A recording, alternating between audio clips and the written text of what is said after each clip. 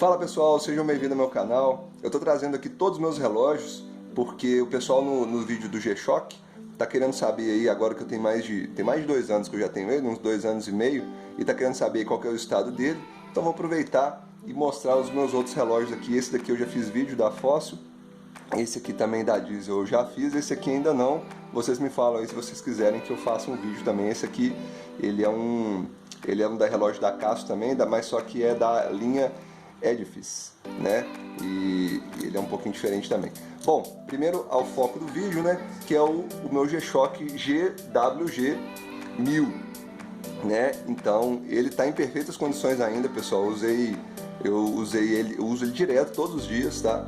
Então ele já caiu aí algumas vezes. Se vocês forem reparar, tem aqui uns arranhados. Eu não sei se vocês vão conseguir ver, ou se vai focar. Tem uns arranhados, algumas coisas. A tela já bateu algumas vezes, mas essa tela ela é Sapphire Glass, né? Igual tá aqui, ó, Sapphire Glass.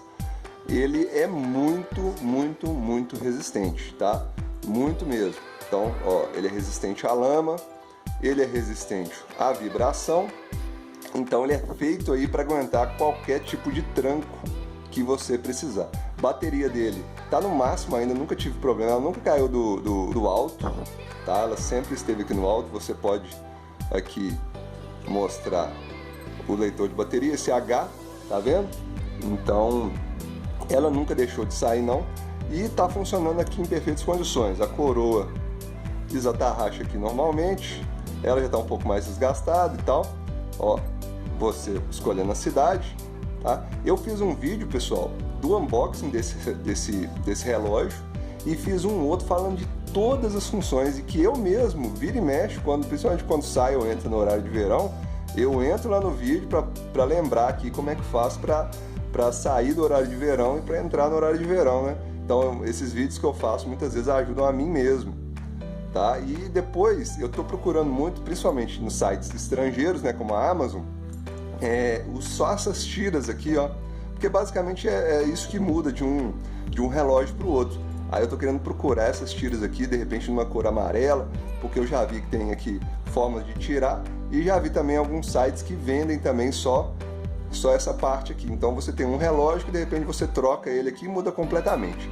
Então pessoal, é isso aqui, o relógio realmente é muito resistente, e ao final desse vídeo aqui eu vou deixar um clipe que eu fiz, né, desse relógio aqui, só mostrando ele no meu pulso e no dia a dia mesmo, tá? Bom, e indo agora para os outros relógios, deixa eu colocar esse daqui aqui. Indo agora para os outros relógios, esse daqui foi o último que eu fiz, tá? O da Fossil. Vocês podem notar que parou de funcionar o analógico, então eu creio que seja a bateria que já está começando a dar um pauzinho. Então você vê que consegue acertar, ó.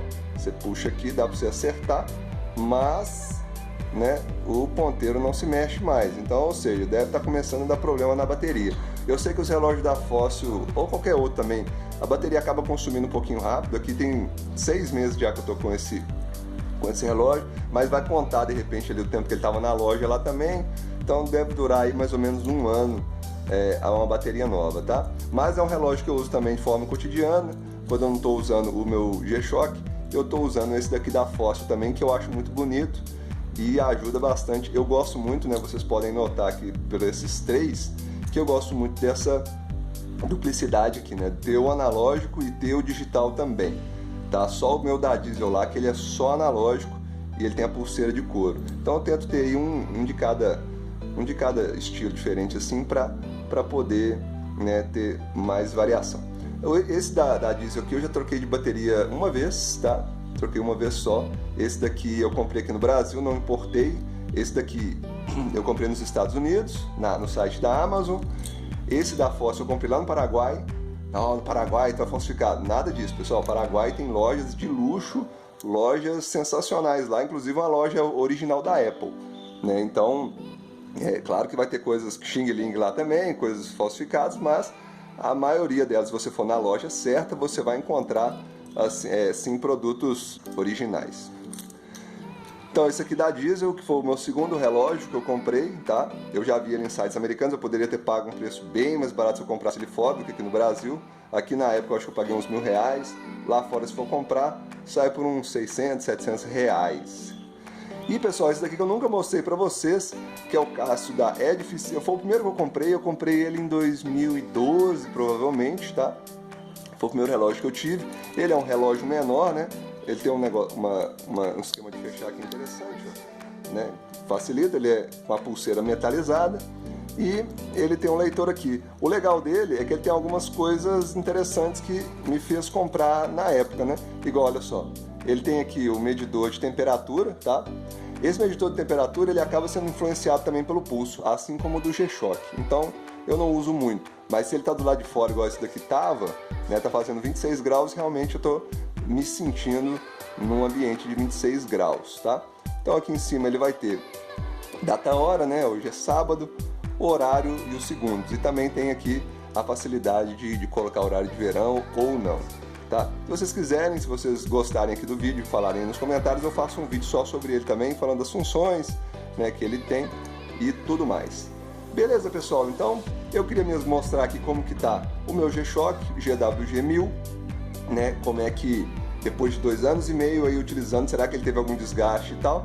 Não, no máximo que teve uns arranhãozinhos. Eu deixei ele cair umas 2 vezes, então deu uma arranhada lá, outra escoriação aqui e tal, mas é só isso, pessoal. Eu acho que esse troço aqui vai durar para sempre mesmo. Isso aqui não vai escapar, não. Então quem tiver a oportunidade de comprar um relógio, principalmente nos Estados Unidos, né, pessoal? Porque esse aqui é caro, né? Ele é muito caro aqui, lá fora ele é caro também, mas nos Estados Unidos você consegue outros G-Shock muito em conta, por um preço muito mais barato do que aqui no Brasil.